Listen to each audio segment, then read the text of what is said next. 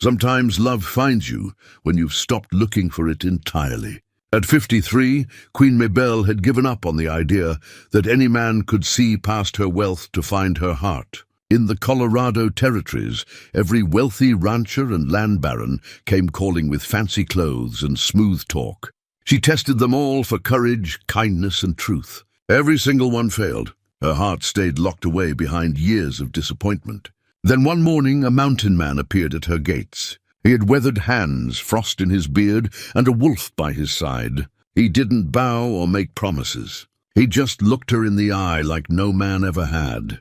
But what made this wild stranger different from all the others? Before we jump back in, tell us where you're tuning in from, and if this story touches you, make sure you're subscribed, because tomorrow I've saved something extra special for you. The morning sun cast long shadows across the Thornfield estate, painting the Colorado mountains in shades of gold and amber that reminded Mabel of better days. She stood at her study window, coffee growing cold in her hands, watching the hands tend to the horses in the distant pasture.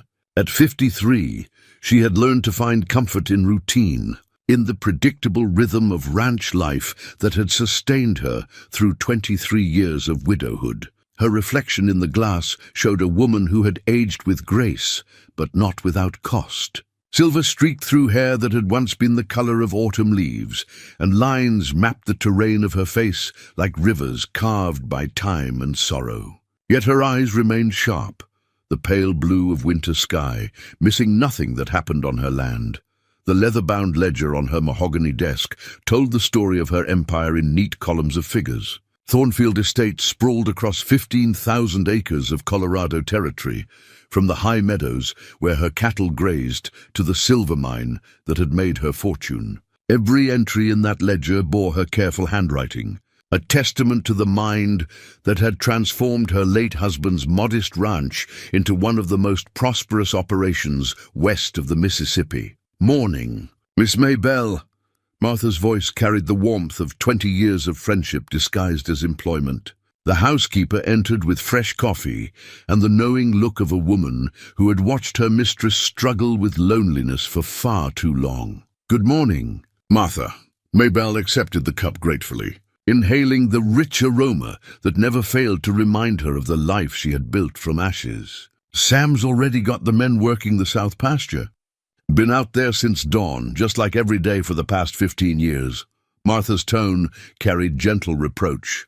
At 60, the housekeeper had earned the right to speak plainly. That man works harder than men half his age, and you know it's because he's trying to fill the hole your husband's death left in this place. Mabel nodded, understanding the unspoken message. Sam Rodriguez had been Thomas's best friend, the foreman who had stood by her side through every crisis, every decision, every lonely year since the fever took her husband. His loyalty was absolute, his dedication unwavering, and his concern for her solitary state increasingly obvious. The morning ritual continued as it had for years. Martha bustled about the study, straightening papers that needed no straightening, dusting furniture that bore no dust, all while stealing glances at her mistress with the practiced eye of someone who knew when to speak and when to remain silent. "Will you be receiving visitors today?" Martha asked, though they both knew the answer. Tuesday meant the weekly parade of suitors, each arriving with letters of introduction, gifts of flowers, and transparent intentions toward her fortune. "Mr. Harrison Caldwell is expected at 2, Mabel replied, settling behind her desk with resigned efficiency. The banker from Denver comes with excellent references and a portfolio that would impress most women.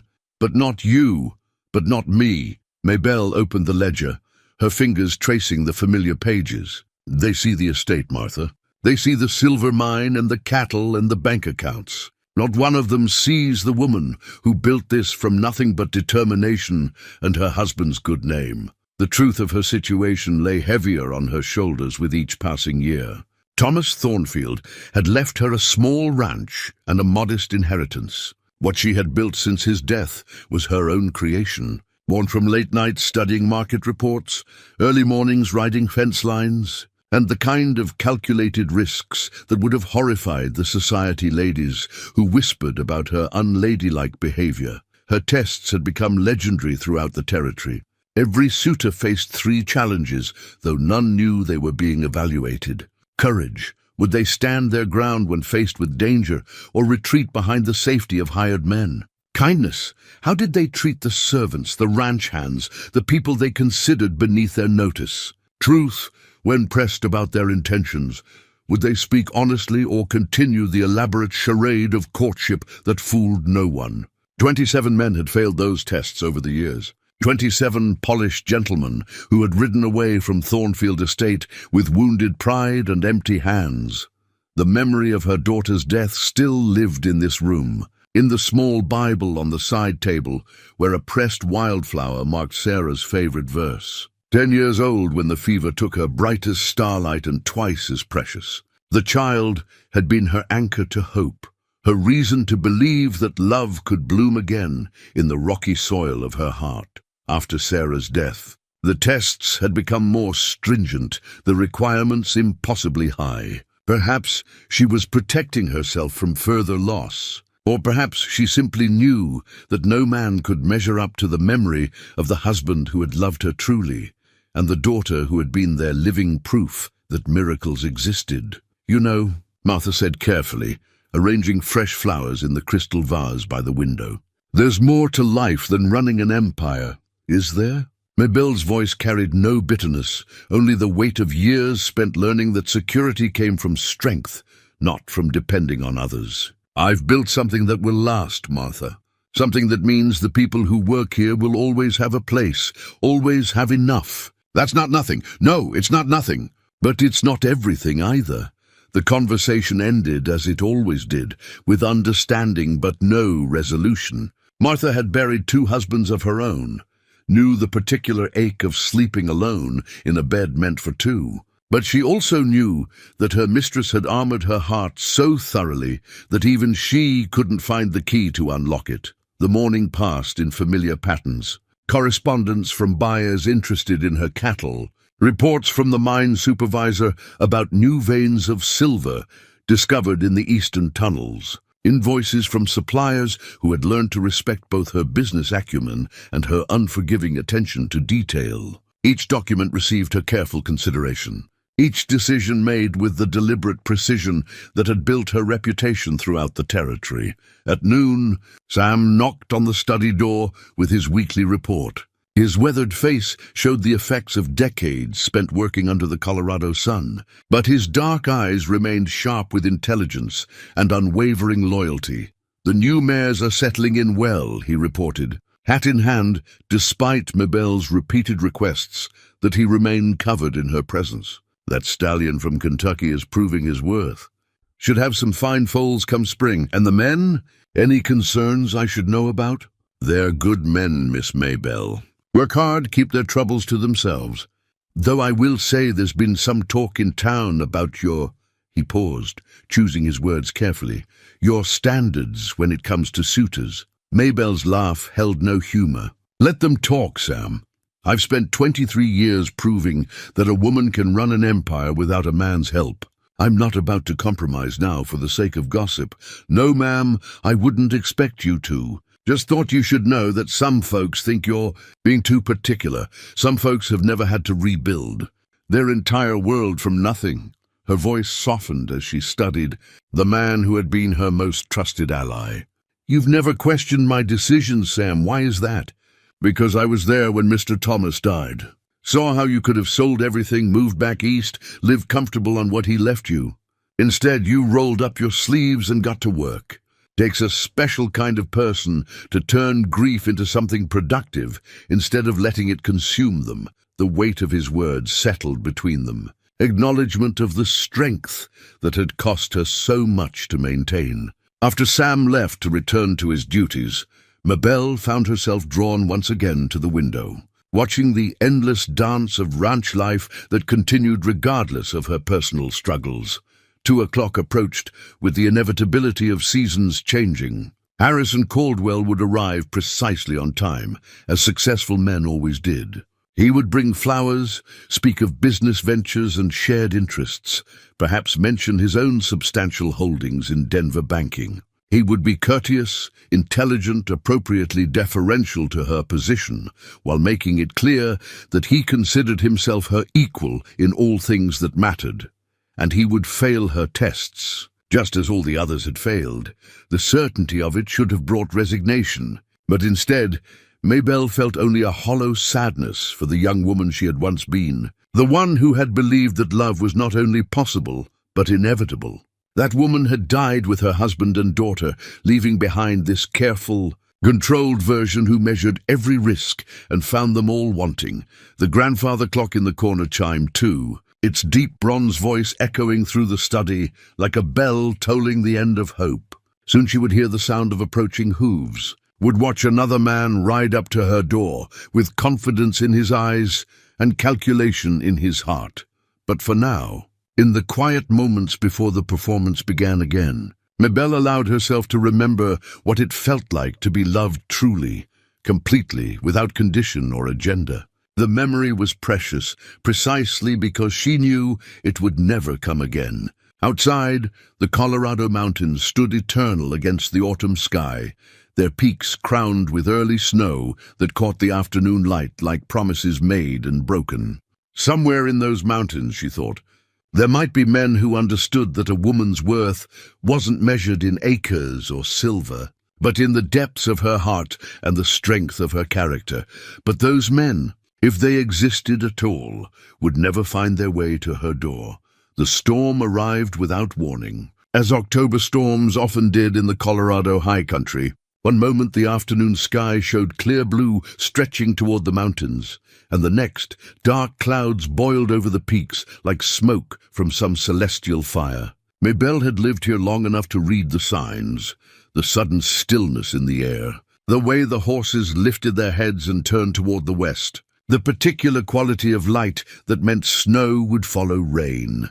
She was reviewing the quarterly mining reports when the first drop struck her study window. By the time she looked up from the ledgers, the storm had transformed from a distant threat into an immediate reality. Rain lashed against the glass with increasing fury, and the wind howled around the corners of the house like some wild thing seeking shelter. "Martha," she called, rising from her desk as lightning split the sky. "We'll need to—" The sound of hoofbeats cut through the storm's roar, growing louder as they approached the main house. Maybelle moved to the window, pressing her face against the cold glass to peer through the driving rain. Through the grey curtain of water, she could make out a solitary rider approaching the circular drive, moving with the steady purpose of someone who knew where he was going, despite the chaos around him. The man sat his horse with an ease that spoke of years in the saddle, seemingly unbothered by the storm that would have sent most travelers seeking immediate shelter. As he drew closer, Maybelle could see that he wore no hat, allowing the rain to stream down his face and into his beard. A wolf trotted alongside his horse, grey as the storm itself, keeping pace with casual grace that suggested a bond deeper than mere companionship. Who in their right mind travels in this weather? Martha appeared at her shoulder, squinting through the rain-streaked glass. "Someone who either has urgent business or nowhere else to go," Maybelle replied, though something about the rider's unhurried approach suggested the latter rather than the former. The man reined in his horse at the foot of the front steps, taking his time to survey the house and outbuildings with the methodical attention of someone accustomed to evaluating his surroundings. He dismounted with fluid motion, water cascading from his heavy coat, and stood for a moment stroking his horse's neck in what seemed like a gesture of reassurance. The wolf sat beside him, yellow eyes scanning the area with alert intelligence. When the man moved toward the front door, the animal followed, close enough to touch but never crowding, maintaining the perfect distance of a partner rather than a pet. Maybelle found herself moving toward the front door before Martha's knock announced the visitor's arrival. Something about the man's presence pulled at her, perhaps the way he moved with quiet confidence, or the manner in which he had approached her home without the swagger she had come to expect from men seeking her attention. She opened the door herself, surprising Martha, who had already started toward the entrance. The man on her doorstep stood well over 6 feet, with broad shoulders that spoke of physical labor and hands that bore the calluses of honest work. His hair, dark with streaks of silver, hung wet against his collar, and his beard carried the frost of early winter mornings. But it was his eyes that held her, green as deep forest shadows, steady and direct in a way that made her feel as though he was seeing something in her that others missed. "Ma'am," he said, his voice carrying the rough gentleness of someone more comfortable with silence than words. "Name's Jeremiah Stone. I'm caught in this storm and was hoping you might allow my horse shelter in your barn. I can pay for the privilege." The wolf beside him remained motionless, watching Maybelle with those unsettling yellow eyes that seemed to look straight through to her soul. There was no aggression in the animal's stance, only the alert attention of a creature that understood the importance of this moment without knowing why. "Mr. Stone," Maybelle heard herself say, though part of her mind was still cataloguing the details of his appearance, the careful way he held himself, the respect in his voice that felt genuine rather than calculated, the absence of the smooth deference she had grown to despise. "This storm will likely last the night. Your horse is welcome in the barn, and you're welcome to shelter there as well." Something flickered in those green eyes, surprise perhaps, or gratitude. "That's generous of you, ma'am." "I'm much obliged." He touched his forehead where the brim of a hat would have been, a gesture that managed to convey respect without subservience. As he turned to lead his horse toward the barn, Maybelle found herself calling after him, "Mr. Stone." He paused, looking back through the driving rain. "There's hot coffee and warm food in the kitchen, if you've a mind for it once you've seen to your horse." "Thank you kindly, ma'am." "I appreciate the hospitality."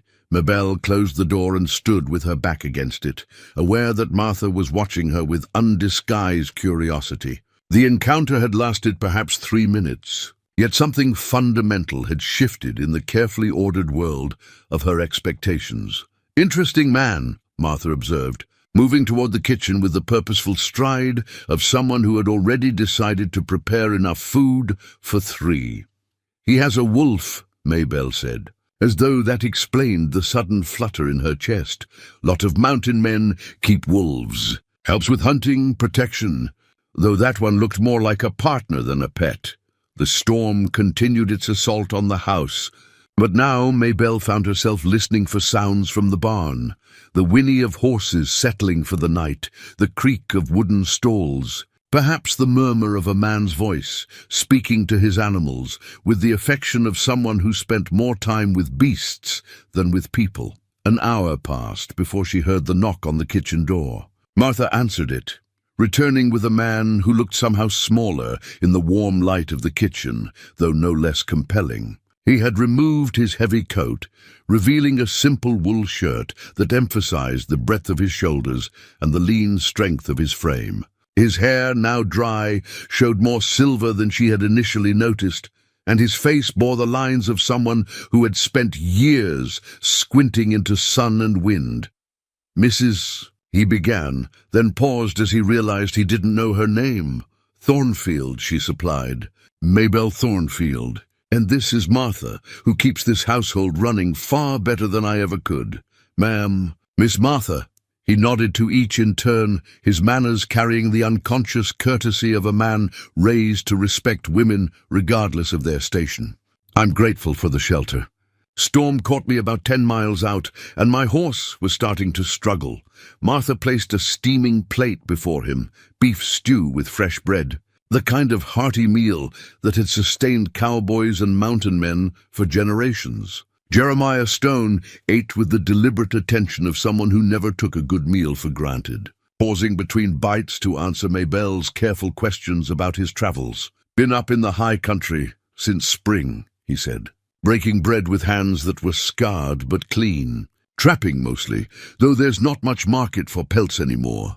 Mostly I keep to myself and let the world get along without me." "Lonely life," Maybelle observed, watching the way he handled his fork with the same economical grace he had shown in mounting and dismounting his horse.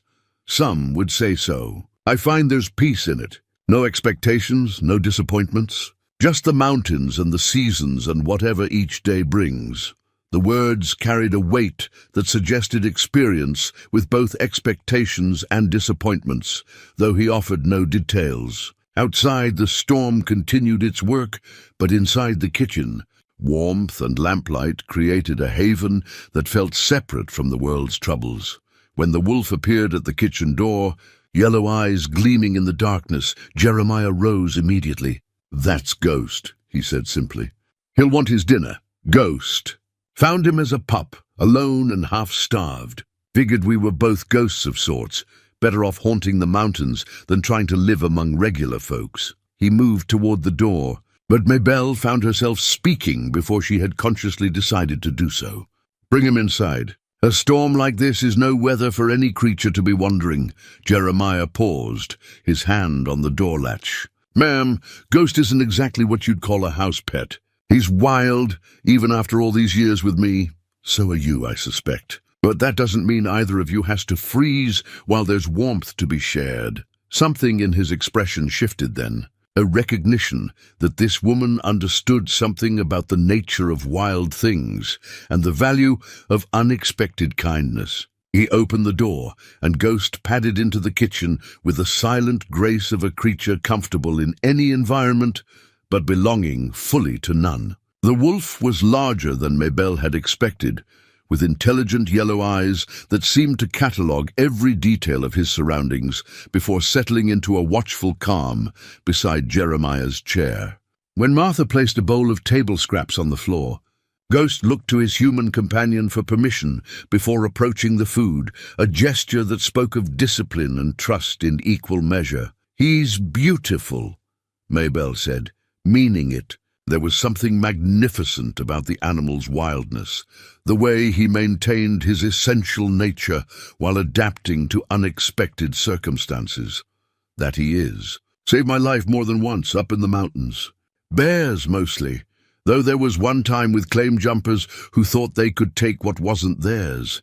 The storm raged on outside, but inside the kitchen, 3 people and 1 wolf settled into the kind of companionable quiet that sometimes springs up between strangers when circumstances strip away the usual social barriers." Mabel found herself studying Jeremiah Stone with growing curiosity, noting the way he listened more than he spoke, the careful economy of his movements, the manner in which his presence seemed to fill the room without dominating it. For the first time in years, she found herself looking forward to morning, not because it would bring the end of an unwelcome visit, but because it might bring the opportunity to learn more about this quiet man who traveled with a wolf and spoke of the mountains as other men spoke of home. Dawn broke, clear and sharp over the Colorado mountains. The storm's fury spent in the night like a fever finally broken. Mabel woke earlier than usual, drawn from sleep by the unusual quiet that follows a night of wind and rain. Sunlight streamed through her bedroom windows, painting everything in shades of gold that made the world look newly made. She dressed with more care than she had in recent memory, choosing a simple blue dress that brought out the color of her eyes while maintaining the practical elegance that had become her signature. As she pinned her silver-streaked hair into its customary arrangement, she caught herself wondering whether Jeremiah Stone was an early riser, or if the storm had granted him the deep sleep of exhaustion. The kitchen was already warm when she arrived, Martha having risen before dawn, as was her habit. Coffee steamed in the pot, and the scent of baking bread filled the air with homely comfort. "Our guest stirring yet?" Mabel asked, accepting the cup Martha pressed into her hands. "Been up for an hour, tending to his horse and that wolf of his. Saw him through the window, checking the barn for storm damage." Martha's voice carried approval. "Man who sees to his animals before himself is worth something in this world." Through the kitchen window, Mabel could see Jeremiah moving with purposeful economy around the barn, Ghost at his side like a grey shadow. Even at this distance, there was something compelling about the way he moved.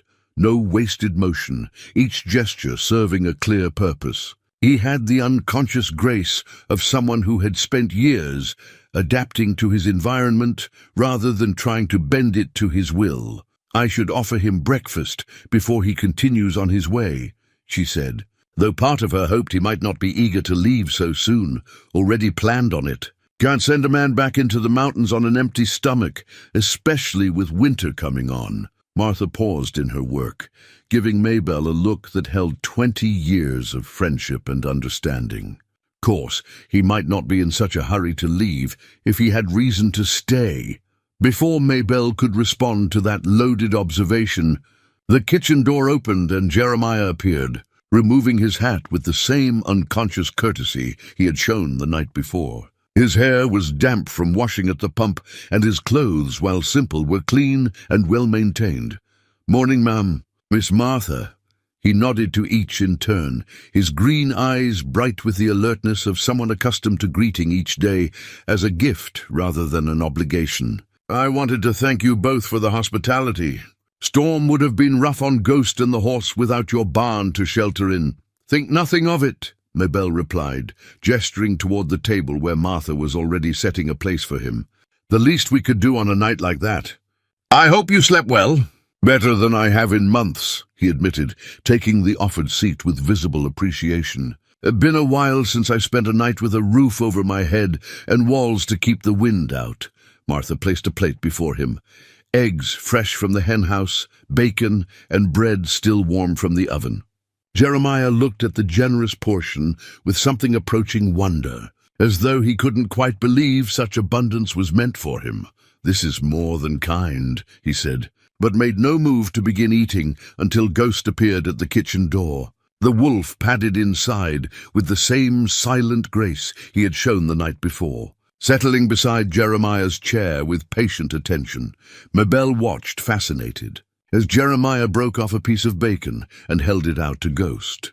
The wolf waited, yellow eyes fixed on his companion's face, until Jeremiah gave an almost imperceptible nod. Only then did Ghost accept the offered food, taking it with delicate care, despite teeth that could easily have removed fingers. "He won't eat until you give permission?" she asked. Old habit from when he was a pup. Food was scarce in those days, and I needed him to understand that survival sometimes meant waiting. Jeremiah's voice carried the weight of memories he didn't elaborate on. "Turned out to be useful when we encountered other folks. People are more comfortable around a wolf that shows discipline." The simple statement revealed layers of consideration and wisdom that intrigued Maybelle. Here was a man who understood that perception mattered, who had taken the time to train his unusual companion, not just for convenience, but for the comfort of others. It spoke to a depth of character that went far beyond the surface impression of a simple mountain man. "You've been in the mountains long?" she asked, settling across from him with her own coffee. 5 years, give or take. "Left civilization after." He paused, his eyes growing distant. "After I lost my family. Figured the mountains might have use for a man who didn't much care about finding his way back to the world." The simple words carried such weight of grief that Maybelle felt her breath catch. She recognized the particular quality of loss he carried, the way it shaped a person's relationship with hope and the future. It was familiar because she carried her own version of the same burden. "I'm sorry for your loss," she said simply, knowing that some sorrows could only be acknowledged, never diminished by well-meaning words. Jeremiah nodded, accepting her condolences with the grace of someone who had learned to carry his pain without burdening others. "Thank you. It was a long time ago, but some things leave marks that don't fade."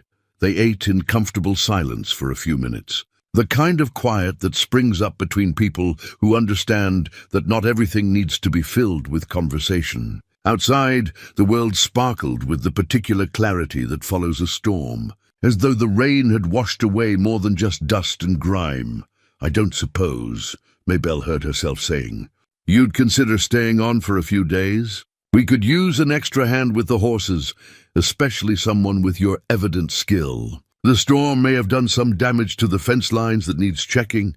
Jeremiah paused, with his fork halfway to his mouth, those green eyes studying her with an intensity that made her feel suddenly self-conscious. "That's generous of you, ma'am, but I wouldn't want to impose further on your hospitality." It wouldn't be imposition if you were working for it. Room and board plus fair wages for fair work. Sam, that's my foreman, is getting on in years, and he could use help with the more demanding tasks. She could see him weighing the offer. Practical considerations, warring with what might have been caution about staying too long in one place. Ghost seemed to sense his companion's uncertainty, raising his head to fix those unsettling yellow eyes on Jeremiah's face, as though offering counsel only he could understand. "Winter's coming on," Martha observed, refilling both their coffee cups with the matter-of-fact tone of someone stating an obvious truth. "Might be the mountains get a bit lonely when the snow starts flying in earnest." "They do at that," Jeremiah admitted, a ghost of a smile touching the corners of his mouth. "Though I've grown accustomed to solitude over the years. Sometimes what we grow accustomed to and what's good for us are two different things entirely," Maybelle said, surprising herself with the directness of the observation. Jeremiah's eyes met hers across the table, and for a moment she felt as though they were having a conversation that went far deeper than the simple question of temporary employment. There was something in his gaze that suggested he was seeing past the careful walls she had built around herself, recognizing a kindred spirit in the armor of self-sufficiency. "A few days, then," he said finally, "until you're satisfied the storm didn't cause damage you can't handle with your regular crew." Maybelle felt a flutter of something she had almost forgotten, anticipation, mixed with the particular pleasure that comes from winning a small victory. "Excellent. Sam will be glad of the help, and I confess I'm curious to see how Ghost gets along with our horses. He'll be no trouble. Knows the difference between livestock and prey, and he's got sense enough not to spook animals that aren't his to manage." As if summoned by his name, Ghost rose from his position beside the chair and moved to the kitchen door, yellow eyes fixed on something beyond the glass. A moment later, the sound of approaching hoofbeats announced the arrival of someone else seeking Maybelle's attention. "That'll be Sam," she said, rising to look out the window. "Right on time for the morning report." But even as she spoke, Maybelle found herself hoping that whatever business Sam brought would be brief. For the first time in years, she had something more interesting to occupy her attention than ledgers and reports and the endless details of managing an empire. She had a mystery to solve, in the form of a quiet man who traveled with a wolf and spoke of loss, with the hard-won wisdom of someone who had learned to make peace with grief. Sam Rodriguez appeared at the kitchen door with the punctuality of a man who had structured his life around dependable routines. At 58, he carried himself with the easy confidence of someone who had earned his position through decades of hard work and unwavering loyalty. His weathered face brightened when he saw Jeremiah, though his eyes held the careful assessment of a foreman meeting a new hand. "Sam, I'd like you to meet Jeremiah Stone," Maybelle said, making the introductions with an ease that surprised her. "He'll be helping us for a few days, checking for storm damage and lending a hand with whatever needs doing." "Pleased to meet you," Sam said, extending his hand with the directness that had always been his way. "Any man who can handle himself in weather like last night's is welcome here." Jeremiah rose to take the offered hand, and Maybelle watched with interest as the two men took each other's measure. There was something in Sam's stance that suggested approval, perhaps the calluses on Jeremiah's hands, or the way Ghost sat calmly beside him, or simply the intuition that came from 30 years of judging men by their character rather than their words. "Grateful for the work," Jeremiah replied. "Been a while since I've had the chance to work with horses. Looking forward to it. Well then, let's have a look at what the storm left us." Sam's tone carried the satisfaction of a man who had found an unexpected solution to a problem he hadn't known how to voice. "Got 3 mares ready to foal, and that stallion from Kentucky's been acting up since yesterday. Could use someone with a gentle hand." Maybelle found herself following the two men outside, drawn by curiosity and something deeper she wasn't quite ready to name. The morning air was crisp with the promise of autumn's end, and the mountains stood sharp against a sky so blue it hurt to look at directly. In the corral, Jeremiah's expertise became immediately apparent. The Kentucky stallion, a magnificent black animal with fire in his eyes and pride in every line of his body, had been giving the regular hands trouble since his arrival 2 weeks ago. But when Jeremiah approached, moving with the unhurried confidence of someone who understood horses at a fundamental level, the stallion's demeanor shifted from challenge to curiosity. "Easy, boy," Jeremiah murmured, his voice carrying the same gentle authority he had used with Ghost. "Nobody here wants to prove anything to anybody." Maybelle positioned herself at the fence rail, ostensibly watching the interaction between man and horse, but finding her attention divided between Jeremiah's skillful handling of the stallion and the way the morning light caught the silver in his hair. There was something mesmerizing about his patience, the way he allowed the horse to make the first move toward trust rather than demanding submission. "That's quite a touch he has," Sam observed, settling beside her at the fence. "Been 30 years since I've seen a man gentle a horse like that without making it look like work. Where did you learn to handle horses?" Maybelle called out, not bothering to hide her admiration. "Army," Jeremiah replied, without taking his attention from the stallion, who was now allowing himself to be led around the corral with easy compliance. "Cavalry taught me that a partnership works better than domination, especially when your life might depend on your horse trusting you." The simple statement revealed another piece of the puzzle that was Jeremiah Stone. Military service would explain his bearing, the way he moved with unconscious discipline and assessed his surroundings with tactical awareness. It also suggested experiences that might account for the shadows she sometimes glimpsed in those green eyes. The morning passed quickly as Jeremiah threw himself into the work with the focused intensity of someone grateful for meaningful occupation. He checked fence lines damaged by falling branches, repaired a gate latch that had been troubling Sam for weeks, and demonstrated a knowledge of horses that went far beyond simple familiarity. Ghost remained nearby throughout, never interfering but always present, watching the proceedings with those unsettling yellow eyes that seemed to catalogue every detail. The ranch hands, initially wary of the wolf, soon learned to ignore his presence as they would any other working animal. Even the horses seemed to accept Ghost as part of the natural order, though they kept a respectful distance. It was nearly noon when the sound of approaching hooves announced the arrival of Harrison Caldwell, the banker from Denver whose visit Maybelle had dreaded. She watched from her position at the corral as the man dismounted with the careful precision of someone more comfortable in boardrooms than barnyards. Caldwell was everything Jeremiah was not: polished, prosperous, and conscious of his own importance. His clothes spoke of expense and attention to appearance. His manner carried the assurance of a man accustomed to deference, and his eyes held the calculating assessment of someone who saw opportunity in every interaction. "Mrs. Thornfield," he called out, removing his hat with theatrical flourish. "What a pleasure to find you taking an interest in the day-to-day operations. So refreshing to see a woman of business who understands the value of personal oversight." The condescension in his tone made Maybelle's jaw tighten, though she managed to maintain the polite facade that 23 years of business dealings had taught her. "Mr. Caldwell, you're punctual as always. Time is money, as they say." His gaze swept the corral, taking in the scene with the practiced assessment of someone evaluating assets. "Fine animals you have here. The bloodlines alone must represent considerable investment."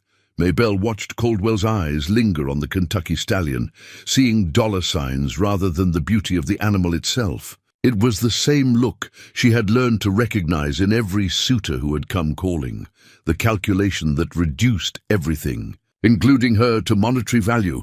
"They serve their purpose," she replied neutrally, aware that Jeremiah had paused in his work to observe the new arrival. Something in the mountain man's posture suggested he was taking Caldwell's measure just as thoroughly as the banker was evaluating the horses. "I've brought the papers we discussed," Caldwell continued. producing a leather portfolio with the satisfaction of someone delivering an expected gift. The investment opportunity I mentioned could prove quite lucrative for someone with your business acumen. Perhaps we should discuss this in the house, Maybelle suggested, though she found herself reluctant to leave the corral where Jeremiah continued his patient work with the horses. Of course. Though I must say, the rustic atmosphere has its charm. Caldwell's tone suggested he found nothing charming about honest work and working men. His gaze flicked dismissively over Jeremiah, cataloguing him as hired help and therefore beneath notice. Ghost, however, seemed to have formed his own opinion of the banker. The wolf's hackles rose slightly as Caldwell passed, and a low growl rumbled deep in his throat, barely audible but unmistakably hostile. "Impressive guard dog," Caldwell observed with nervous laughter. "Though perhaps a bit too wild for civilized company." "He's not a dog," Jeremiah said quietly, his first words to the banker carrying a weight that made Caldwell's smile falter. "And he's an excellent judge of character." The tension that crackled between the two men was almost visible, Caldwell's urbane confidence meeting Jeremiah's quiet authority with results that clearly unsettled the banker. Maybelle found herself studying both men, comparing Caldwell's polished surface to Jeremiah's weathered authenticity. "Well," Caldwell said after a moment of uncomfortable silence, "I suppose we all have our preferences in companions." As they walked toward the house, Maybelle caught herself glancing back at the corral where Jeremiah had returned to his work with the horses. Something about the contrast between the two men had crystallized a truth she had been avoiding. She was tired of polished surfaces and calculated charm. For the first time in years, she found herself drawn to the kind of man who valued substance over appearance, who measured worth in character rather than bank accounts. The realization should have troubled her, given how little she actually knew about Jeremiah Stone. Instead, as she followed Caldwell into the house to discuss investments that suddenly seemed far less important than the mystery of a mountain man who traveled with a wolf and spoke to horses with the voice of someone who understood that trust was earned, not demanded. The autumn social at the Grange Hall had been a tradition in the territory for as long as anyone could remember. Ranchers and townspeople gathered to celebrate the end of harvest season, to share news and gossip, and to maintain the social connections that made frontier life bearable. For Maybelle, these gatherings had become increasingly challenging affairs, elaborate dances around her unmarried status, with every conversation carrying undercurrents about her choice of companions. She stood before her bedroom mirror, adjusting the emerald green dress that brought out her eyes while maintaining the dignity appropriate to her position. The fabric was fine but not ostentatious, the cut elegant without being frivolous. At 53, she had learned to dress for herself rather than to impress others.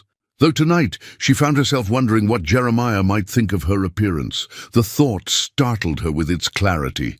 In the 3 weeks since the storm had brought him to her door, Jeremiah Stone had become a fixture at Thornfield Estate. His temporary employment had extended naturally as his value became apparent. Not just his skill with horses, but his quiet competence with any task that needed doing. More importantly, his presence had begun to feel essential in ways that had nothing to do with ranch work. Martha appeared in the doorway, her expression carrying the satisfaction of someone who had been proven right about something important. "You look lovely, dear, though I suspect your appearance tonight will cause quite a stir because of the dress?" Maybelle asked, though she suspected Martha meant something else entirely, "because of your escort." The whole territory will be talking about Maybelle Thornfield arriving at the social with a mountain man instead of a banker. The decision had crystallized that morning when Caldwell had arrived unannounced, expecting to accompany her to the social as though his presence were a foregone conclusion. His assumption of privilege, combined with his dismissive treatment of Sam when the foreman had tried to discuss a sick mare, had finally exhausted Maybelle's patience with polite pretense. "Mr. Stone is a gentleman," she had told Caldwell firmly, "which is more than can be said for men who assume familiarity that hasn't been invited." Caldwell's face had reddened with wounded pride and something darker. "Mrs. Thornfield, surely you can't be serious about preferring the company of a vagrant over a man of substance and standing?" "I prefer the company of men who judge worth by character, rather than bank accounts," she had replied, her voice carrying the steel that had built her empire. "Mr. Stone has shown more courtesy in 3 weeks than some men manage in a lifetime." Now, as she prepared to make good on that declaration, Mabel felt a flutter of anticipation that had nothing to do with social obligation and everything to do with the quiet man who had agreed to escort her with a solemnity that suggested he understood the significance of the gesture. Jeremiah waited for her in the front parlor, and when she descended the stairs, the expression in his green eyes made her heart skip in a way it hadn't in decades. He had clearly made an effort. His hair was neatly combed, his beard trimmed, and he wore a dark suit that, while simple, fit him well and emphasized his natural dignity. "You look beautiful, Mom," he said simply, the words carrying such genuine appreciation that Mabel felt heat rise in her cheeks. "As do you, Mr. Stone, quite distinguished." He offered his arm with the formal courtesy of a man who understood the importance of proper behavior, though there was something in his manner that suggested the gesture cost him effort. Mabel suspected that crowds and social gatherings were not his natural element, which made his willingness to escort her all the more meaningful. The ride to the Grange Hall passed in comfortable conversation about ranch business and the approaching winter. But underneath the practical topics, Mabel was aware of a tension that had been building between them for days. There were moments when their hands brushed passing tools, when she caught him watching her with an expression she couldn't quite decipher that suggested their relationship was evolving beyond employer and employee into something neither of them was quite ready to acknowledge. The social was already in full swing when they arrived, the hall filled with the warm light of oil lamps and the sound of fiddle music that spoke of celebration and community. Conversations paused as they entered, not with hostility, but with the frank curiosity that greeted any departure from expected behavior in a small community. Mabel felt Jeremiah's slight hesitation as they stood in the doorway, surveying the crowd of faces turned in their direction. She placed her hand more firmly on his arm, a gesture of support that she hoped conveyed her confidence in her choice. "Second thoughts," she murmured, though she hoped the answer would be no. "Not about being here with you," he replied quietly, his voice carrying a conviction that made her heart flutter again. "Just been a while since I've been around this many people at once." They made their way into the crowd, accepting greetings and introductions with the dignity that befitted their positions. She as one of the territory's most successful businesswomen, he as her chosen escort whose quiet presence commanded its own form of respect. Mabel watched with growing admiration as Jeremiah handled the attention with grace, answering questions about his background without elaborating on details that were clearly painful. "Served in the cavalry during the war," he would say when asked about his past, "or been in the mountains since then, mostly keeping to myself." The responses were honest without being revealing, polite without being effusive. The evening's crisis came, predictably, from Harrison Caldwell. The banker had arrived with a widow from Denver, a woman of appropriate age and fortune who clearly hoped to make an impression on the territory's social leaders. But Caldwell's attention remained fixed on Mabel with an intensity that suggested wounded pride rather than romantic interest. "Mrs. Thornfield," he said, approaching during a break in the music with the determined smile of a man who refused to acknowledge defeat. "How delightful to see you enjoying yourself, though I must say your choice of escort has raised some eyebrows." "Has it?" Mabel's voice carried the dangerous quiet that those who knew her had learned to recognize as a warning. "I can't imagine why. Mr. Stone has shown nothing but perfect courtesy."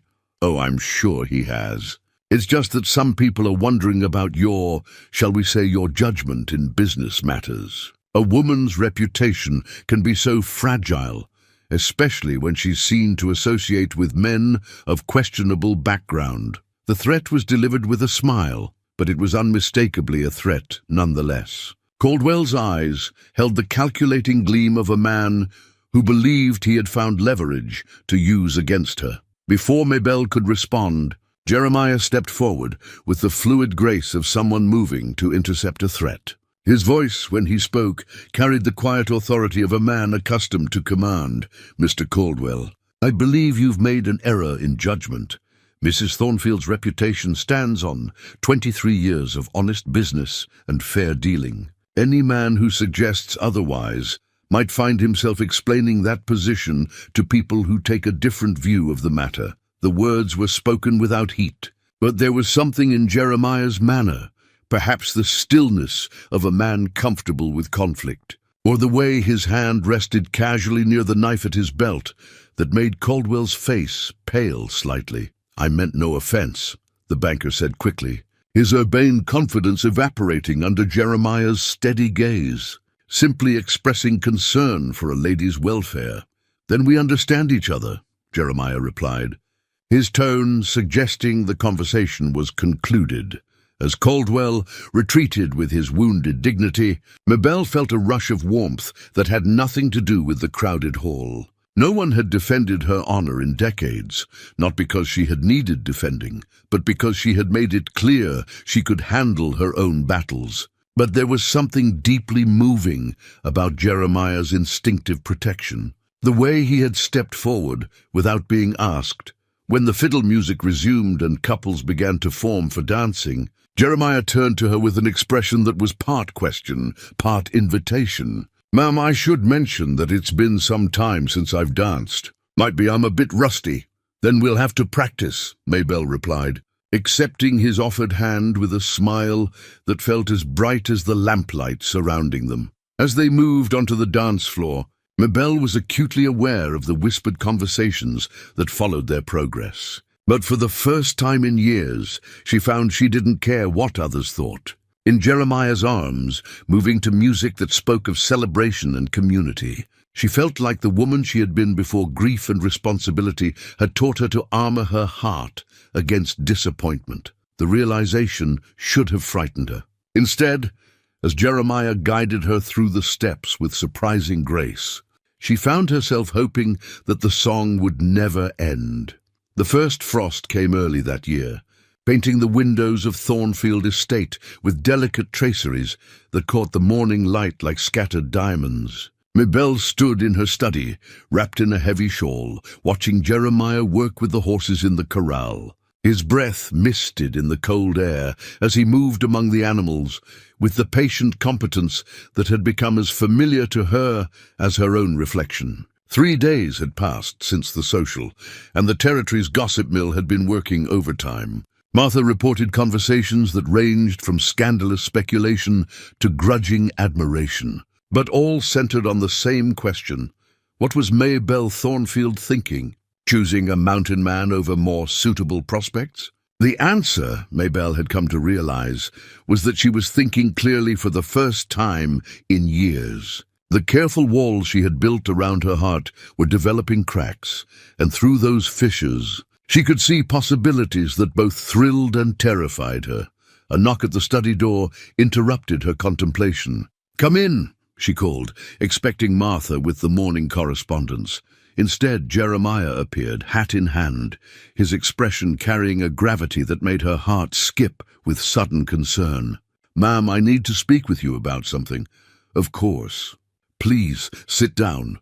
She gestured to the chair across from her desk, noting the way he remained standing, as though the conversation required him to be ready for movement. "I've been hearing things in town," he began, his voice carrying the careful neutrality of someone delivering unwelcome news. "Folks talking about your reputation, about the wisdom of associating with someone like me. Yesterday, when I went for supplies, the general store owner made it clear that my presence here is causing complications for you." Mabel felt anger flash through her, sharp and protective. "What did he say?" "Nothing I haven't heard before. But it got me thinking that maybe my staying here is doing you more harm than good. I've got enough saved to see me through the winter in the mountains. Might be best if I moved on before the snow gets too deep." The words hit her like a physical blow, even though she had been expecting this moment since the social. Jeremiah's pride was as much a part of him as his green eyes or his gentle way with horses, and she had known that the gossip and whispers would eventually drive him to this decision. And if I told you that what people think matters less to me than what I think, she asked, rising from her chair to face him directly. I'd say that's easy words to speak, but harder to live with when it starts affecting your business dealings. Caldwell's been making noise about your judgment, suggesting to other businessmen that maybe you're not as sharp as you used to be. The revelation that Caldwell was actively working against her shouldn't have been surprising, but it still sparked a fury that she struggled to contain. Harrison Caldwell is a small man with wounded pride. His opinion carries no weight with anyone who matters. Maybe not. But rumors have a way of growing, and your empire wasn't built on sentiment. You've worked too hard to let someone like me threaten what you've accomplished. Jeremiah's words were spoken with such quiet conviction that Mabel realized he truly believed leaving would be best for her.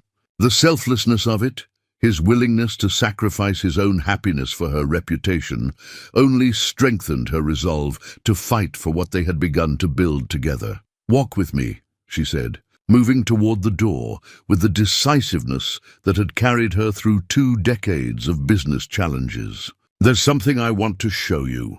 They made their way through the house in silence, past rooms filled with furniture and memories that spoke of lives lived and lost.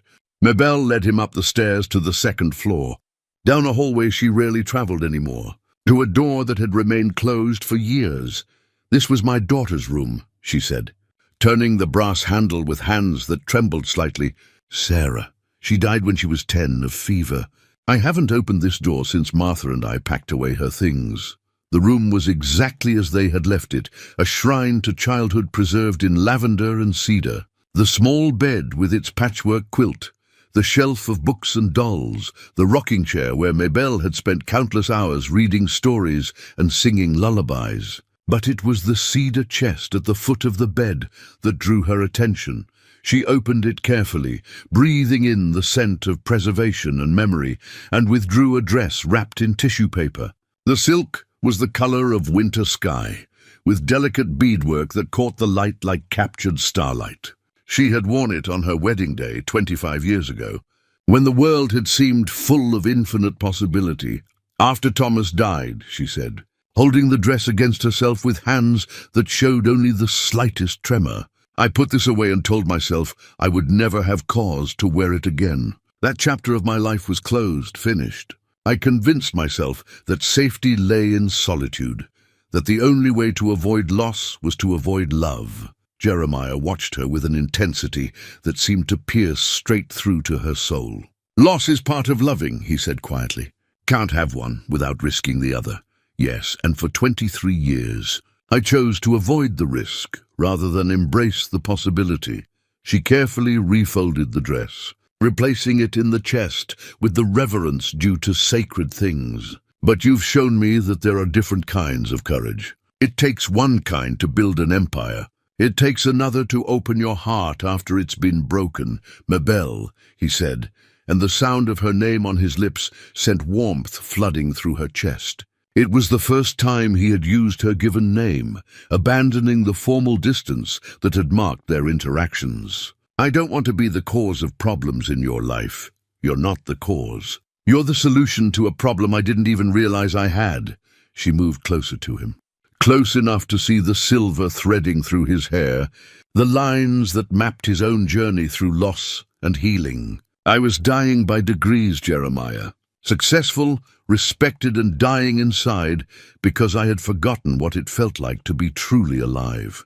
The air between them seemed charged with possibility, heavy with words that hadn't yet been spoken, but hung in the space like promises waiting to be claimed. Mabel could see her own feelings reflected in his eyes, the wonder of unexpected love, the fear of loss that made that love both precious and terrifying. "I have to ask," she said, her voice barely above a whisper, "what you lost in the war, was it your wife?"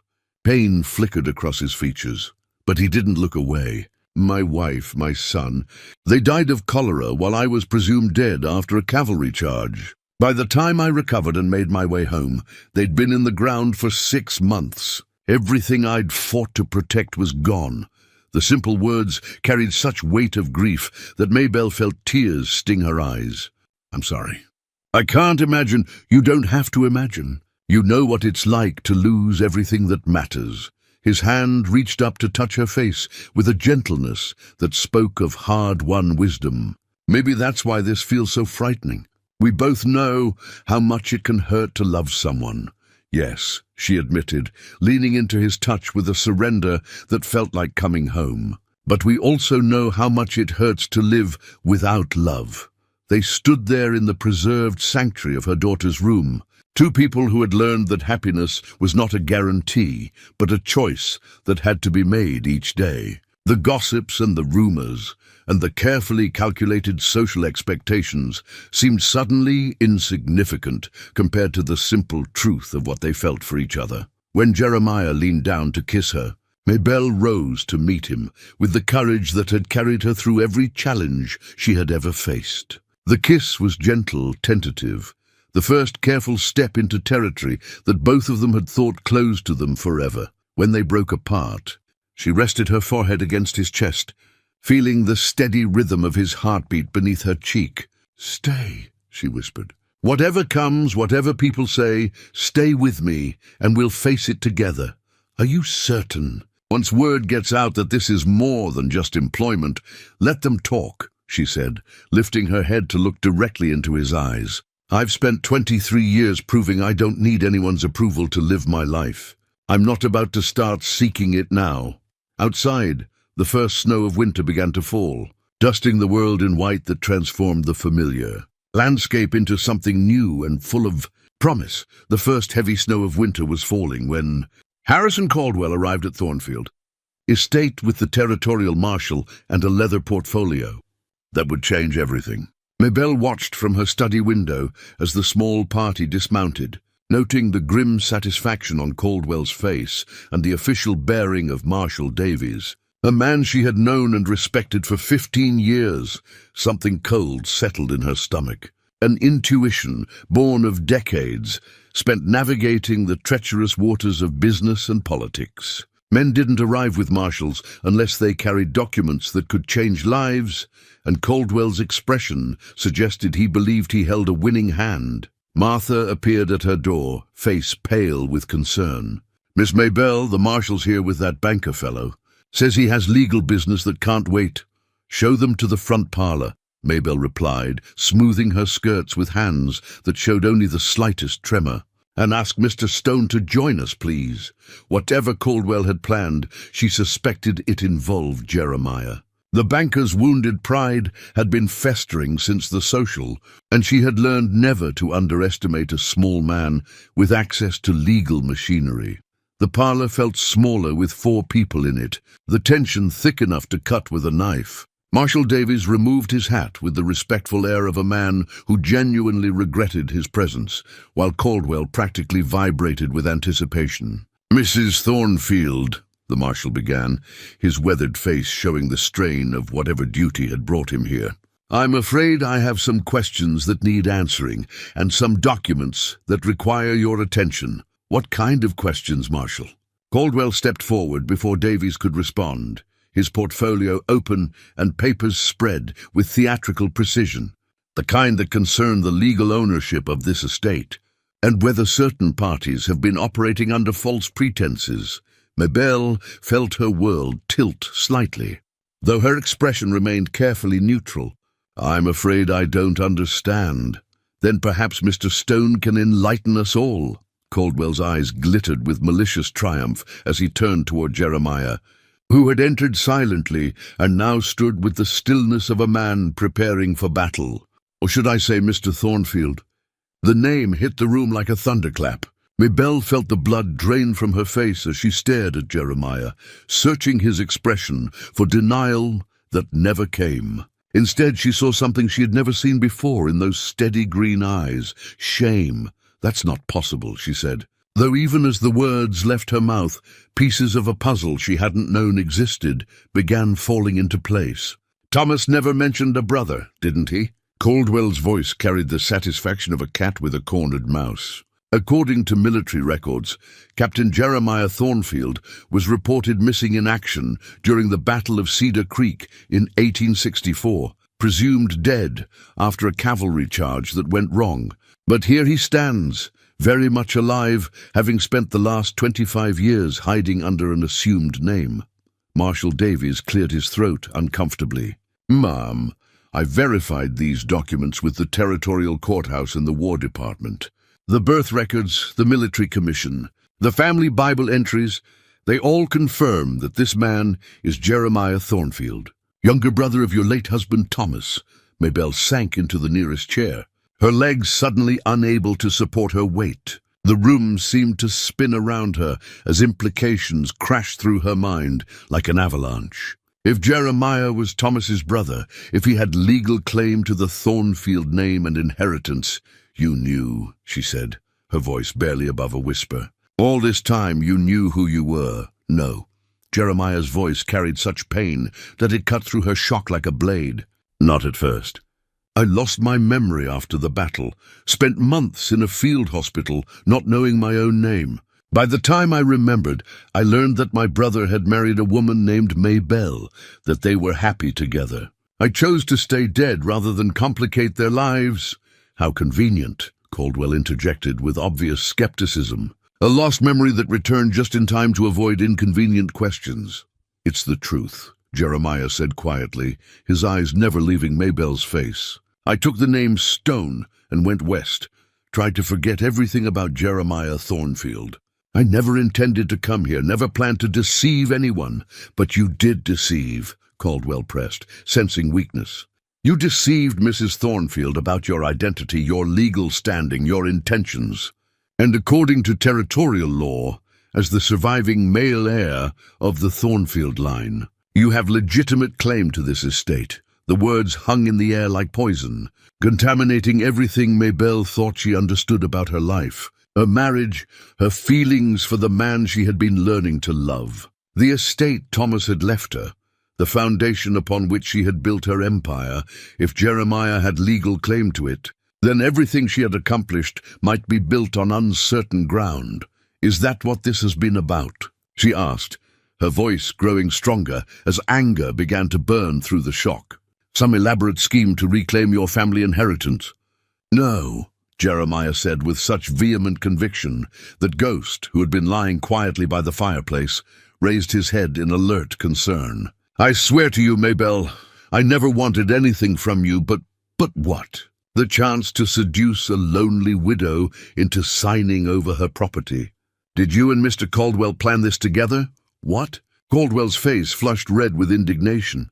"Mrs. Thornfield, I am the one exposing this deception, not participating in it. This man has clearly been manipulating you, gaining your trust and affection in order to position himself to claim what was never rightfully yours to begin with." Marshal Davies shifted uncomfortably, clearly wishing he was anywhere else. "Ma'am, the legal questions here are complex. If Mr. Thornfield is indeed the surviving heir, there may need to be a review of the estate's ownership status." Maybelle felt the walls of her carefully constructed world crumbling around her.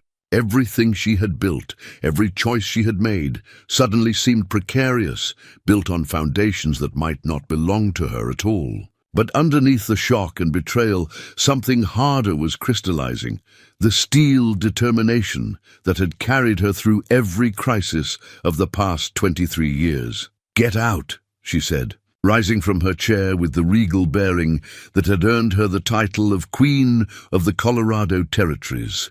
"Maybelle, please." Jeremiah started forward, but she stopped him with a look that could have frozen fire. "I said, get out. All of you. I need time to think, time to process what I've learned here today."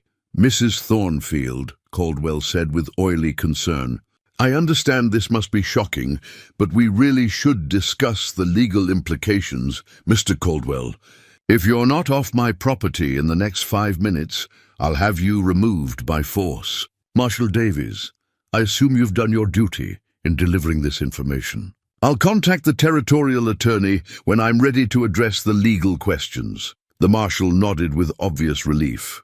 Yes, ma'am. I'll be available if you need anything clarified. Jeremiah stood frozen in the center of the parlor, his face a mask of anguish that might have moved her under other circumstances. Mabel, I know how this looks, but I swear on my wife's grave that I never came here with any intention of claiming anything from you. Your wife, she repeated, the words tasting bitter in her mouth. The wife you told me about. Was any of that true, or was it all part of the performance? It was true. Every word.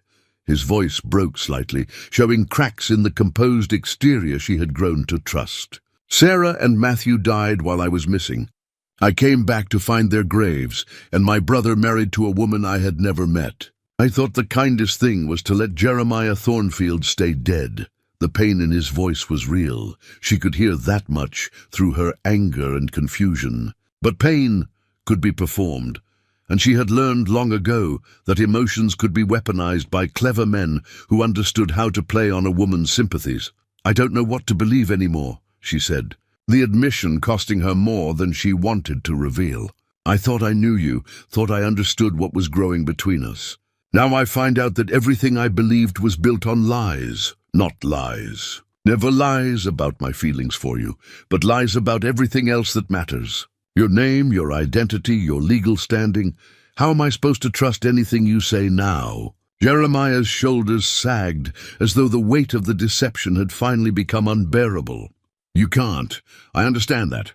But I want you to know that what I feel for you is the most honest thing in my life. It's the reason I should have told you the truth weeks ago, and the reason I'm telling you now to claim nothing that isn't freely given. What do you mean? I mean I renounce any claim to this estate, legal or otherwise. Whatever rights I might have inherited died with Jeremiah Thornfield in that cavalry charge. The man who loves you is Jeremiah Stone, and he wants nothing from you but what you choose to give. The declaration should have been reassuring, but instead it only added another layer of complexity to an already impossible situation. If he was lying about his intentions, the renunciation was meaningless. If he was telling the truth, then she was condemning a man for the crime of loving her under an assumed name. I need you to leave, she said finally, the words cutting her throat like broken glass. I need time to sort through this, to understand what's real and what's performance. I can't do that with you here. Jeremiah nodded slowly, accepting her decision with the same quiet dignity he had shown throughout their relationship. I'll be in the mountains if you decide you want to hear the whole truth. Ghost knows the way back. As the three men filed out of her parlor, leaving her alone with the wreckage of her carefully ordered world, Mabel sank back into her chair and allowed herself to feel the full weight of what she had lost. Not just a man she had been learning to love, but the certainty about her own life that had sustained her through decades of solitary struggle. Outside, the snow continued to fall, covering the familiar landscape in white that made everything look different, uncertain. Transformed into something she no longer recognized, the snow fell for 3 days straight, blanketing Thornfield Estate in a silence that matched the hollow quiet in Mabel's heart. She spent those days in her study, surrounded by legal documents and correspondence that painted an increasingly complex picture of her situation. The territorial attorney had been frank in his assessment. Jeremiah's claim, if pressed, would be nearly impossible to contest in court. Martha brought meals that went largely untouched, and reports from Sam about ranch operations that required decisions Mabel felt unprepared to make. The careful order that had sustained her for 23 years seemed to have crumbled along with her trust. Leaving her adrift in uncertainty, she had sworn never to feel again. "You need to eat something," Martha said on the 4th morning, setting down a tray with obvious determination. "And you need to make some decisions about what comes next." "What decisions are there to make?" Mabel asked, not looking up from the legal brief that had occupied her attention for the past hour. "If Jeremiah chooses to press his claim, I could lose everything. If he doesn't, I'll spend the rest of my life wondering when he might change his mind. And if you're making yourself sick over a man who might be telling the truth about loving you more than any inheritance? The question hung in the air between them, heavy with implications Maybelle wasn't ready to consider. She had spent the past 3 days cataloguing every interaction with Jeremiah, searching for signs of deception she might have missed. The evidence was frustratingly mixed. Moments of genuine emotion, alongside the undeniable fact that he had concealed his identity for months. A knock at the study door interrupted her brooding. "Come in," she called, expecting Sam with another question about winter preparations. Instead, the door opened to reveal a man she hadn't seen in over a year, Judge William Hayes, the territorial justice who had presided over many of the legal challenges that had tested her business empire. His presence could only mean that word of her situation had reached official channels. "William," she said, rising to greet him with the courtesy due to an old friend and respected colleague. "This is unexpected, Maybelle." He removed his hat, his weathered face showing the gravity that brought him to her door. "I came as soon as I heard about the complications surrounding your estate. This is a delicate matter that requires careful handling. Delicate is one word for it." She gestured him to a chair, noting the way his eyes took in the scattered documents and her own obvious exhaustion. "I assume you've reviewed the legal questions involved?" "I have, and I've also made some inquiries into Mr. Caldwell's role in bringing these matters to light."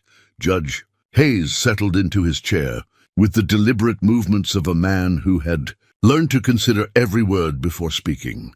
"There are aspects of this situation that trouble me, such as the timing, for one.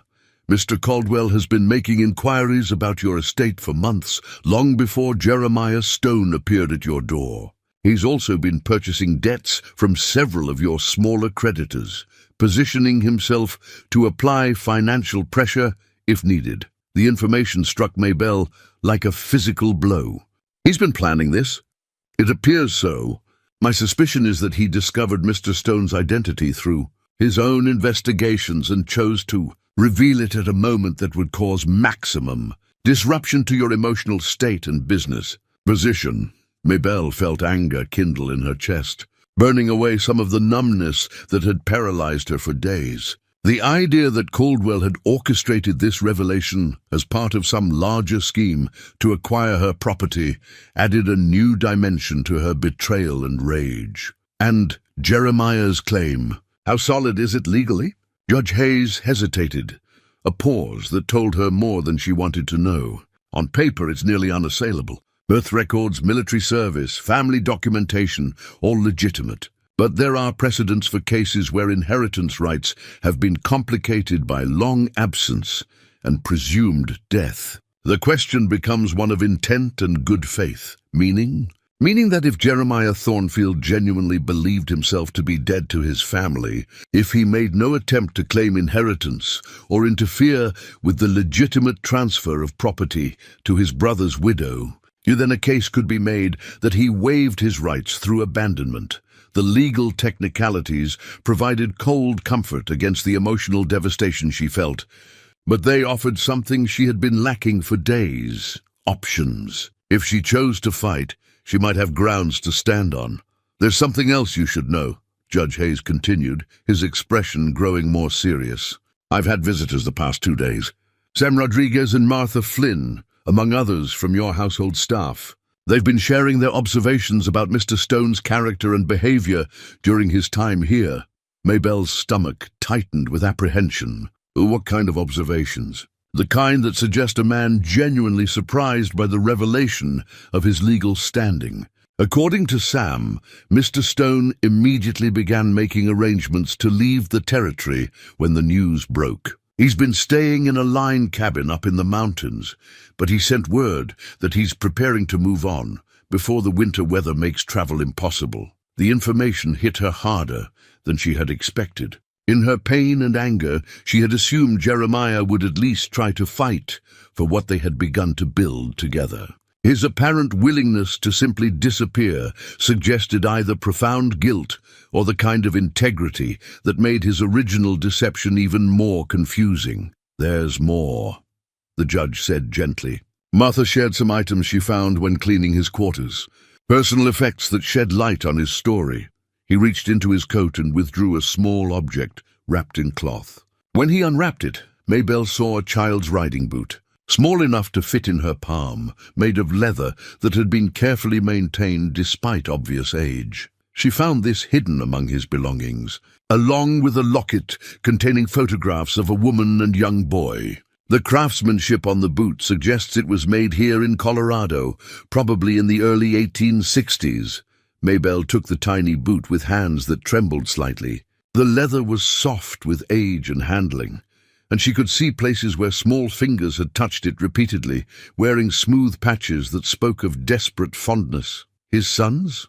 she asked, though she already knew the answer. It would appear so. Martha said she had never seen a man handle anything with such careful reverence. Whatever else might be true about Jeremiah Stone's identity, his grief for his lost family appears to be genuine. The small boot seemed to weigh more than its size warranted, heavy with the implications of a man who had carried this reminder of his greatest loss for more than 20 years. It spoke to a depth of pain that made his deception more understandable, if not more forgivable. "Judge, I need your honest assessment. If I choose to contest his claim, what are my chances? In a fair court, with all the evidence presented honestly? Perhaps 60% in your favor, based on the abandonment precedent and the length of time involved. But if Caldwell succeeds in making this about your judgment and competence rather than the legal technicalities—" He didn't need to finish the sentence. Maybelle understood the implications perfectly. A legal battle would expose every aspect of her relationship with Jeremiah to public scrutiny, providing ammunition for anyone who wanted to question her business acumen or personal choices. "There is another option," Judge Hayes said carefully. "One that might serve justice better than a court battle." "What option?" "A formal hearing conducted privately, where all parties can present their evidence and arguments. Mr. Stone would have the opportunity to state his position officially. You would have the chance to present your case, and the matter could be resolved without the spectacle of a public trial." The suggestion had merit, offering a way to resolve the legal questions without providing entertainment for gossips or ammunition for enemies. But it would also require facing Jeremiah again, hearing his explanations and justifications while her heart was still raw from the betrayal. "I'll consider it," she said finally, though she knew the decision was already made. She needed answers, needed to understand the truth behind the deception that had shattered her careful world. Judge Hayes rose to leave, but paused at the door with the expression of a man struggling with professional boundaries. "Maybelle, I've known you for 15 years. I've watched you build something remarkable from nothing but determination and intelligence. Whatever you decide about this situation, don't let anyone convince you that your judgment is fundamentally flawed. You've earned the right to trust your instincts." After he left, Maybelle sat alone in her study, turning the small riding boot over in her hands. Outside, the snow had finally stopped, and pale sunlight was beginning to break through the clouds. The light caught the leather of the boot, highlighting the worn places where grief had left its marks. For the first time in days, she allowed herself to remember not just the betrayal, but the man who had shown such gentleness with horses, such patience with a wolf that trusted no one else, such quiet strength in defending her honor at the social. Those memories sat uneasily alongside her anger, creating a complexity of emotion that defied easy resolution. The formal hearing would happen. She could see that now, as clearly as she could see the mountains through her study window. But before she faced Jeremiah across a table loaded with legal documents and official scrutiny, she needed to understand her own heart well enough to distinguish between love and the mere longing for companionship that had made her vulnerable to deception. The small boot caught the light again, and Maybelle found herself wondering what it would feel like to carry such a burden of loss for 20 years, to find unexpected happiness only to risk losing it again to the ghosts of a past that refused to stay buried. The formal hearing was set for dawn on the first clear day after the storm, to be held in the territorial courthouse in town. Mabel rose before sunrise, dressing with the careful attention she reserved for her most important business negotiations. The emerald dress she chose had served her well in previous legal battles, its rich color lending authority to her words, while its elegant cut reminded observers that strength could wear many forms. Martha fussed over breakfast that neither of them could eat, her nervous energy filling the kitchen with the clatter of unnecessary preparations. "You're doing the right thing," she said for the third time, though her voice carried the uncertainty of someone trying to convince herself as much as her mistress. "Am I?" Mabel asked, staring out the window at the pre-dawn darkness that still shrouded the mountains. "Sometimes I think the right thing would be to let him disappear back into those peaks and pretend none of this ever happened, and spend the rest of your life wondering what might have been if you'd had the courage to hear him out." The words stung because they carried truth. Mabel had built her empire on calculated risks, on the willingness to face uncertainty rather than retreat into the false safety of inaction. But this decision felt different, more personal, more dangerous to the carefully constructed defenses that had protected her heart for decades. Sam appeared at the kitchen door, hat in hand and expression grave. "The buggy's ready, Miss Mabel. Judge Hayes sent word that he'll meet us at the courthouse at 7 sharp. The ride to town passed in silence, broken only by the crunch of wheels on snow-packed road and the steady rhythm of hoofbeats. Mabel found herself studying the familiar landscape with new eyes, seeing it as though for the first time, or perhaps the last. Every fence post, every stand of trees, every distant peak carried the weight of memory and the uncertainty of what tomorrow might bring. The courthouse stood solid and imposing against the morning sky, its brick walls and tall windows designed to inspire respect for the law's authority. Judge Hayes waited on the front steps, his formal robes lending gravity to the proceedings even before they began. "Mrs. Thornfield," he said, with the courteous nod due to her position. "Are you prepared for this?" "As prepared as one can be for having one's entire life examined and judged," she replied, accepting his offered arm as they climbed the steps together. The hearing room was smaller than a formal courtroom, designed for private proceedings that required less spectacle than public trials. A single table dominated the center of the space, with chairs arranged to suggest conversation rather than confrontation.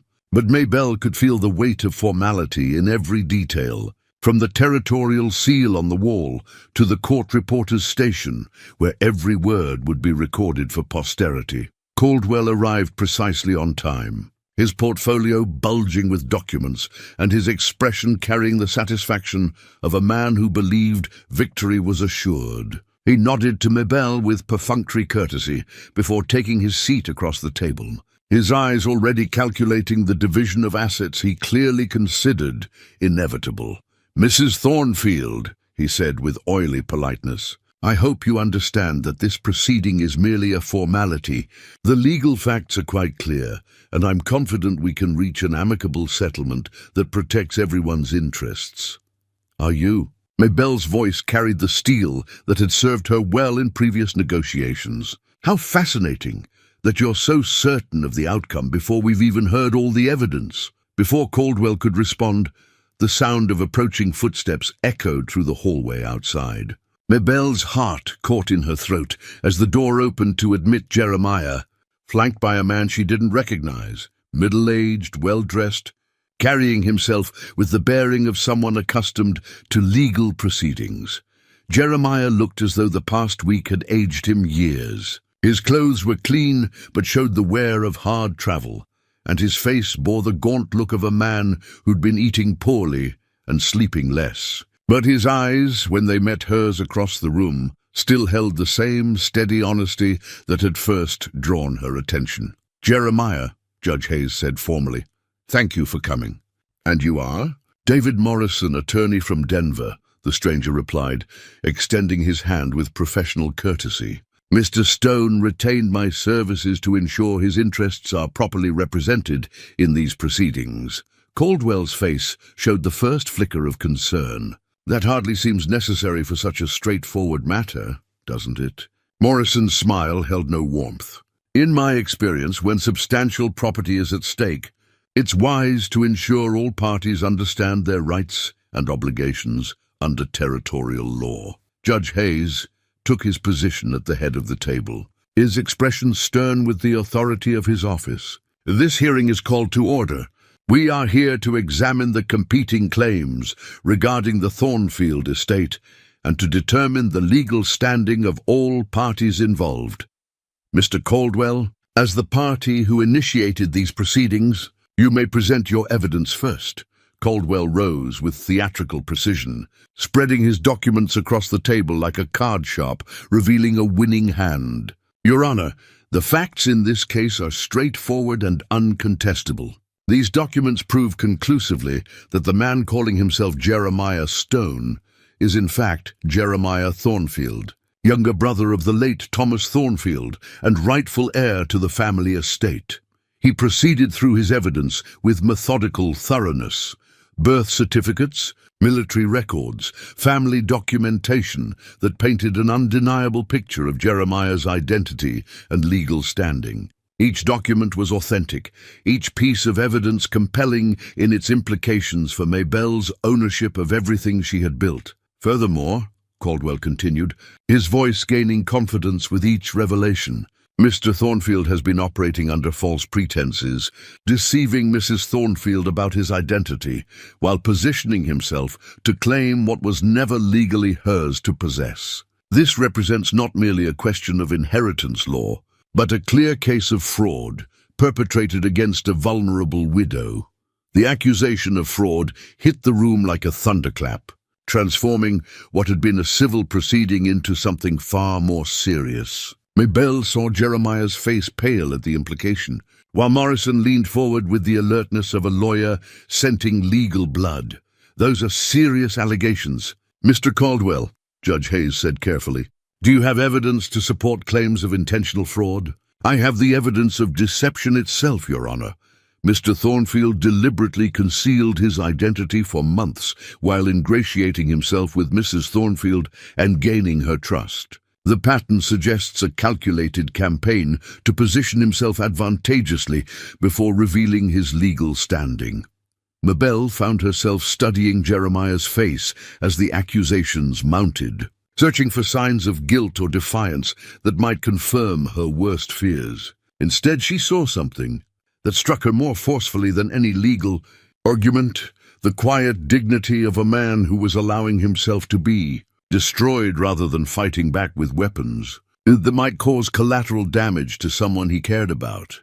The realization hit her with startling clarity. Whatever else might be true about Jeremiah's identity and intentions, he was facing these proceedings with the same selfless courage he had shown throughout their relationship. And for the first time since learning the truth about his identity, Mabel began to wonder whether she had been so focused on the betrayal of deception that she had missed the deeper truth of his character. Morrison rose to respond to Caldwell's accusations with the measured precision of an attorney who had been preparing for exactly this moment. From his briefcase, he withdrew a folder that looked considerably thicker than anything Caldwell had presented, along with what appeared to be several official documents bearing government seals. Your Honor, Morrison began, his voice carrying the authority of someone presenting irrefutable facts. While Mr. Caldwell's documentation regarding my client's identity is accurate, his interpretation of the legal and moral implications is fundamentally flawed. He placed the first document on the table with deliberate ceremony. This is a sworn affidavit from Dr. Marcus Webb, formerly chief surgeon at Armory Square Hospital in Washington.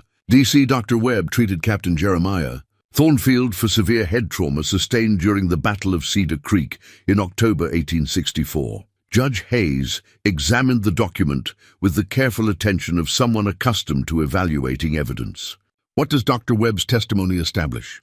That Captain Thornfield suffered complete memory loss lasting approximately 8 months, during which time he was carried on hospital rolls as John Doe, unknown cavalry officer, When his memory began to return in June 1865, he discovered that his brother Thomas had been notified of his presumed death and had subsequently married. Morrison placed a second document alongside the first. This is Captain Thornfield's military discharge, dated July 15th, 1865. Note the annotation indicating his desire to be carried as deceased in all official records to avoid complications for his brother's new family. Caldwell's face showed the first signs of uncertainty as the implications of the new evidence became clear. That hardly excuses 25 years of deception. There was no deception, Mr. Caldwell, because there was no contact, Morrison interrupted smoothly. My client made a conscious decision to allow Jeremiah Thornfield to remain dead, taking the name Stone as a tribute to his fallen horse and disappearing into the Colorado mountains to avoid any possibility of disrupting his brother's happiness. Mabel felt her heart skip as another piece of the puzzle fell into place. The pain she had seen in Jeremiah's eyes when he spoke of loss, the careful distance he maintained from human connection, it all made sense if he had deliberately chosen exile to protect others from the complications his survival might cause. Morrison continued his methodical destruction of Caldwell's case. Furthermore, we have testimony from multiple witnesses regarding my client's behavior since arriving at Thornfield Estate. Not once did he inquire about ownership, inheritance, or legal standing. His focus was entirely on honest work and eventually on personal feelings that developed without any knowledge of legal complications. Judge Hayes turned to Jeremiah, his expression stern but not unkind. Mr. Thornfield, or Mr. Stone if you prefer, these documents support your attorney's claims, but I need to hear from you directly. When did you realize your identity might create legal complications for Mrs. Thornfield? Jeremiah stood slowly, his bearing carrying the weight of a man prepared to expose his deepest truths to public scrutiny. Your Honor, I first suspected Mrs. Thornfield might be my brother's widow about 2 weeks after arriving at the estate. She mentioned Thomas in passing, described him in a way that matched my memories. But by then, he paused, his eyes finding Mabel's across the table. By then, I had feelings I hadn't experienced since losing my first family. I told myself I was being foolish, that the resemblance was coincidental. When I finally accepted the truth, I planned to leave immediately without explanation. What changed your mind? She asked me to stay, not as Jeremiah Thornfield with any legal claim, but as Jeremiah Stone, a man she thought she might be learning to care for. I convinced myself that if she never learned my true identity, no harm would come from a few more weeks of happiness neither of us expected to find. Caldwell seized on what he perceived as an admission of guilt. So you acknowledge deliberately concealing information that Mrs. Thornfield had a right to know? Yes, Jeremiah said simply, the admission cutting through the legal maneuvering like a blade. I was a coward who wanted to hold on to something beautiful for a little longer, even knowing it was built on incomplete truth. The stark honesty of his confession seemed to rob Caldwell of his momentum. Judge Hayes studied the documents spread across the table, his expression thoughtful as he weighed legal precedent against human complexity. Mrs. Thornfield, he said finally, you've been remarkably quiet during these proceedings. What is your position regarding Mr. Thornfield's legal standing and the accusations of fraud? Mabel rose slowly, feeling the weight of 23 years of decisions and the implications of whatever she said next. Around the table, every person waited for words that would determine not just the fate of an estate, but the future of two people who had found unexpected love in the most complicated circumstances imaginable. Your Honor, she began, her voice carrying the strength that had built an empire and the wisdom that came from finally understanding the difference between betrayal and the kind of desperate hope that made even good people make imperfect choices. I believe it's time I told you what I've discovered about the original Thornfield family Bible and what it reveals about my late husband's true wishes regarding his brother's inheritance. The room fell silent as Mabel prepared to reveal the final piece of evidence that would determine whether love could survive the complications of law, identity, and the ghosts of choices made in grief and desperation. Maybelle reached into her reticule and withdrew a leather-bound volume that had rested on Thomas's bedside table throughout their marriage. The Thornfield family Bible was old, its pages yellow with age and handling, its binding worn smooth by generations of hands that had turned to it in times of joy and sorrow. "This Bible has been in the Thornfield family for 3 generations," she said, placing it carefully on the table, where its presence seemed to change the very air in the room. Thomas read from it every Sunday, and in his final illness, he spent hours writing in the margins and blank pages. Judge Hayes leaned forward with interest. "What kind of writing?" "Letters, mostly. To his parents, to friends lost in the war, and especially to his brother Jeremiah, whom he refused to believe was truly dead." Maybelle opened the Bible to a page she had marked with a ribbon, her voice growing stronger as she prepared to share the truth that would change everything. "He wrote 47 letters to Jeremiah over the course of our marriage, documenting his hopes that his brother would one day return." Caldwell's face paled as the implications became clear.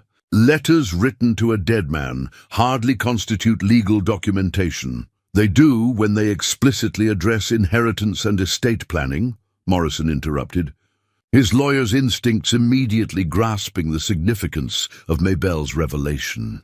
Maybelle turned to a page near the back of the Bible, where Thomas's careful handwriting filled the margins and continued onto blank pages. "Thomas wrote his final letter to Jeremiah 3 days before he died. Would you like me to read the relevant passage, Your Honor?" At Judge Hayes's nod, Maybelle began to read in a voice that carried across the silent room.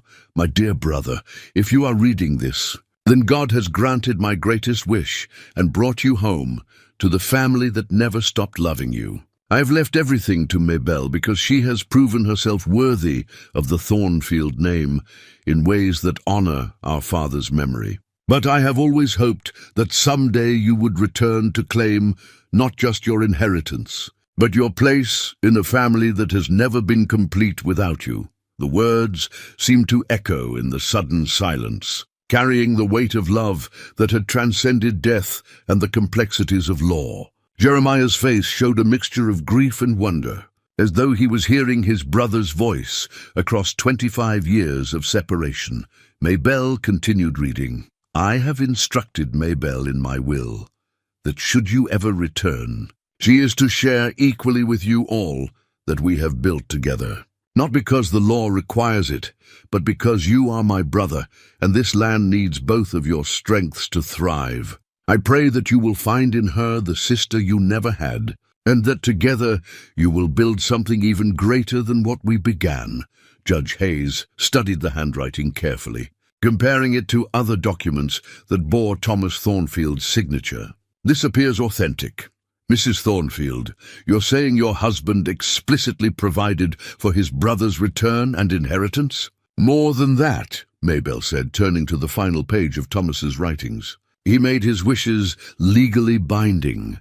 She handed the judge a folded document that had been pressed between the Bible's pages. "This is a codicil to his will, properly witnessed and notarized, stating that should Jeremiah Thornfield ever return, the estate should be divided equally between his widow and his brother." Caldwell sputtered in outrage. "This is impossible!" "I researched every legal document." "You researched the official files," Maybelle said with quiet satisfaction. "You never thought to look in a family Bible for the personal wishes of a man who loved his brother, enough to hope for 25 years that he might come home." Morrison examined the codicil with the thoroughness of an experienced attorney. "Your Honor, this document appears to be legally binding under territorial law. It explicitly addresses the question of inheritance should Jeremiah Thornfield return from presumed death." The silence that followed was broken by Jeremiah's voice, rough with emotion. "Thomas really wrote this?" "Every word," Maybelle replied, finally allowing herself to look directly into those green eyes that had first captured her attention. "He never stopped believing you were alive, never stopped hoping you would come home. And he trusted me to honor his wishes, if that day ever came. Judge Hayes set down the codicil with the deliberate care of a man reaching a momentous decision. Based on the evidence presented, it appears that both parties have legitimate claims to the Thornfield estate, and that the deceased explicitly provided for this possibility. The question of fraud is rendered moot by Mrs. Thornfield's willingness to honor her late husband's wishes. Caldwell made one final desperate attempt to salvage his position. Your Honor, surely the question of Mr. Thornfield's deception regarding his identity is a matter between him and Mrs. Thornfield, Judge Hayes said firmly. This hearing was called to determine legal standing, not to adjudicate personal relationships. The law is clear. Both parties have valid claims, and the estate will be divided according to Thomas Thornfield's documented wishes. As the formal proceedings concluded and documents were signed establishing the new ownership structure, Maybelle found herself alone with Jeremiah in the now empty hearing room. The morning sun streamed through the tall windows, painting everything in shades of gold that spoke of new beginnings and second chances. You could have kept it all, Jeremiah said quietly. The codicil gave you the choice to honor Thomas's wishes or ignore them. No one would have blamed you for protecting what you built. Yes, I could have, Maybelle agreed, moving closer to the man who was no longer a stranger hiding behind an assumed name, but her late husband's brother, returned at last to claim his place in a family that had never stopped hoping. But Thomas trusted me to do what was right, not what was easy. And somewhere along the way, I realized that sharing a life with you matters more than owning an empire alone. When Jeremiah reached for her hand, Maybelle didn't pull away. The simple touch carried the promise of a future neither of them had dared imagine. Two people who had lost everything once and found the courage to risk their hearts again. 6 months later, as spring painted the Colorado mountains in shades of green and gold, Maybelle Thornfield became Maybelle Thornfield again in a simple ceremony that united not just two hearts, but two halves of a family that had been separated by war and reunited by love. The rings they exchanged were carved from Colorado gold, simple bands that spoke of mature affection built on understanding rather than passion, on shared purpose rather than mere attraction. Ghost attended the wedding with the dignity of a creature who had always known that some journeys end not where they began, but where they were always meant to arrive. And in the mountains that had sheltered a broken man until he was ready to live again, the wind carried the promise that some love is strong enough to survive any test, patient enough to wait for perfect timing, and wise enough to understand that the best chapters of life sometimes begin when you think the story is nearly over.